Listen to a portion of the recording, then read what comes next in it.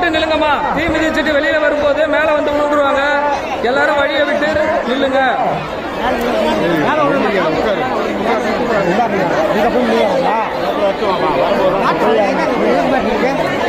எல்லாரும் வழியை விட்டு நில்லுங்க.